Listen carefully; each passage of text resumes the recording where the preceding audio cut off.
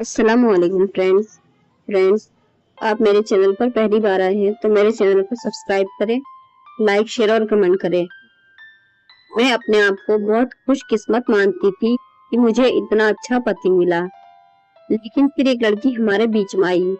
क्या यह सच था या झूठ? फ्रेंड्स, सुनिए मेरी कहानी। मेरा नाम रश्मि है।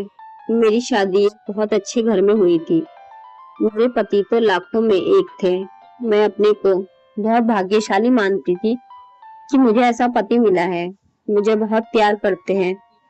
हमारे एक लड़का और एक लड़की है। हमारी शादी को करीब 16 साल हो गए थे। हर खुशी मुझे उन्होंने दी थी।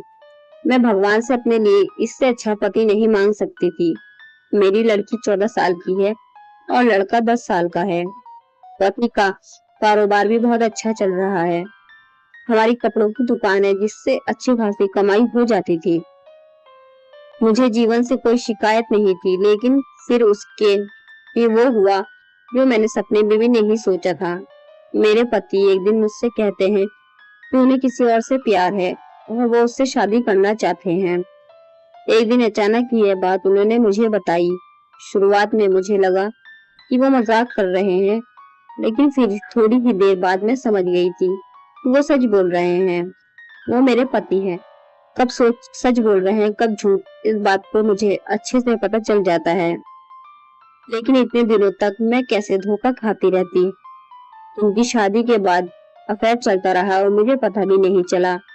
या तो वो झूठ बोल रहे थे या बहुत चालाक थे जो इतने दिनों तक मुझसे छिपा सके। मेरे मन में यही सब चल ही रहा था कि वो बोले कि उन्हें तलाक चाहिए। शादी के 16 साल बाद उन्हें तलाक चाहिए। मैंने कहा कि आप पागल हो गए हो, क्या बोल रहे हैं, कैसा अफेयर, आप झूठ बोल रहे हैं। वो बोले कि नहीं, मैंने कल उसे बुलाया है, तुम खुद मिल लेना। मैं चाहता हूँ कि हम जिस तरफ भी रहे उस तरफ अलग भी हो जाए। मुझे कोई तमाशा नहीं चाहिए। तुम्हारी और बच्चों की जिम्मेदारी मैं लूंगा, तुम उसकी चिंता मत करो।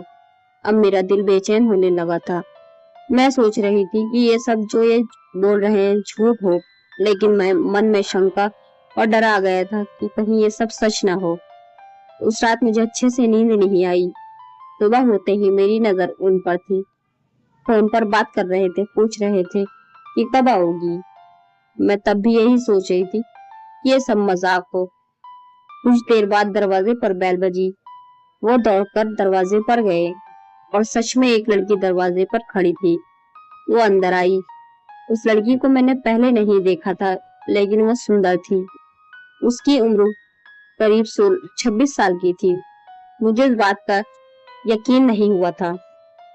मेरे पति ने उससे मुझे मिलवाया, कहा कि यह है दिव्या।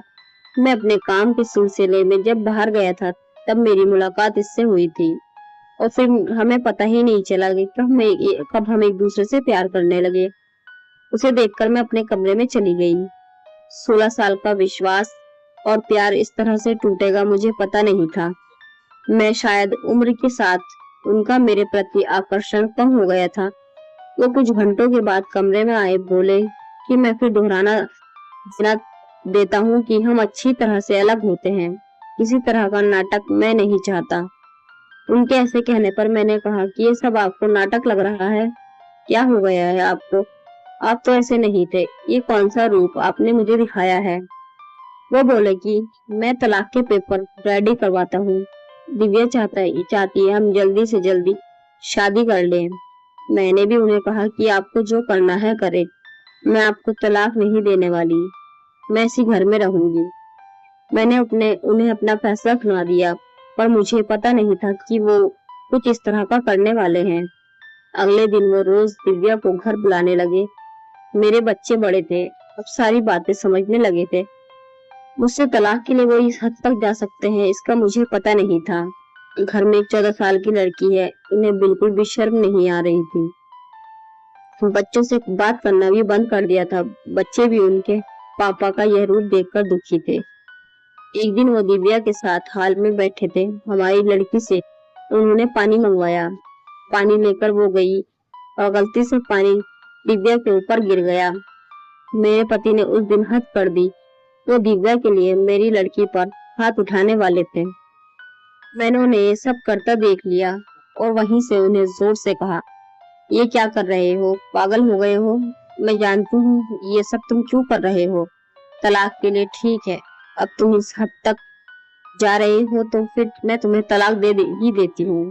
उसी समय मैंने अपना और बच्चों का सामान बांधा और अपने घर चली गई। एक ही इतना कैसे बदल सकता है एक इंसान, जो अपनी पत्नी और बच्चों पर जान छिड़कता था, अब वो उन्हें देखना भी पसंद नहीं कर रहा है। मैं अपने घर थी, उनका फोन मुझे आया, कहा कि मैं तुम्हारी और बच्चों की जिम्मेदारी अभी भी उठाऊंगा।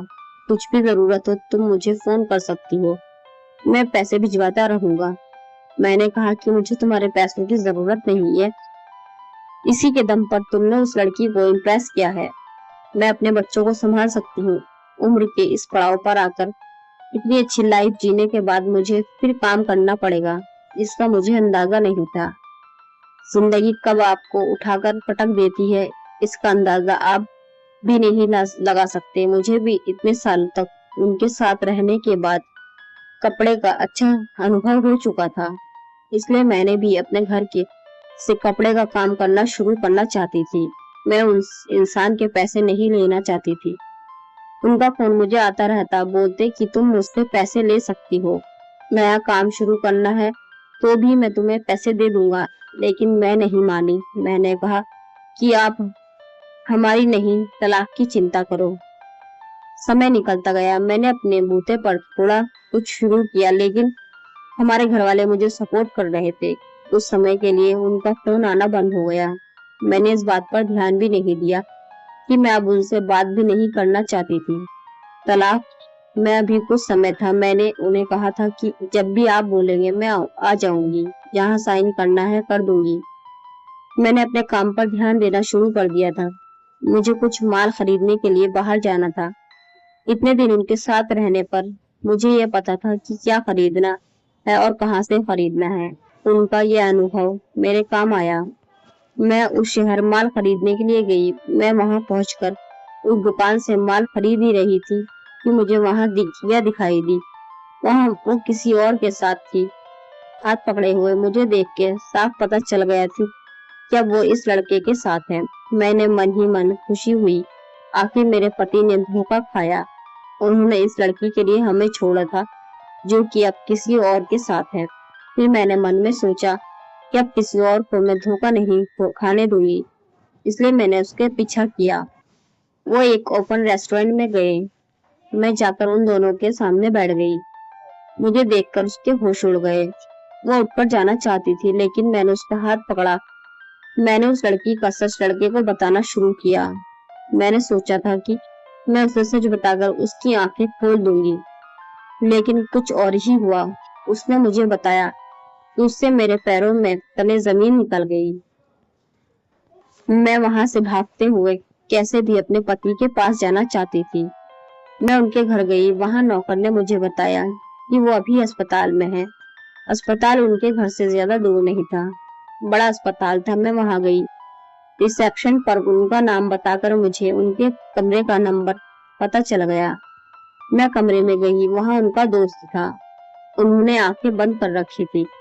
मैंने उनके हाथ पर हाथ रखा तो उन्होंने आंखें खोली। मेरी आंखों में आंसू रुक नहीं रहे थे। मैंने कहा कि क्या जरूरत थी ये सब नाटक करने की, मुझे पहले क्यों साफ साफ नहीं बताया। मेरे पति एक गंभीर बीमारी से जूझ रहे थे। वो हमारी जिंदगी से दूर जाना चाहते थे, ताकि उन्हें कुछ हो जाए तो हम ज्यादा दुखी न हो। उनके इसी दोस्त ने उनके कहने पर उस लड़की के साथ मिलकर यह नाटक करवाया था।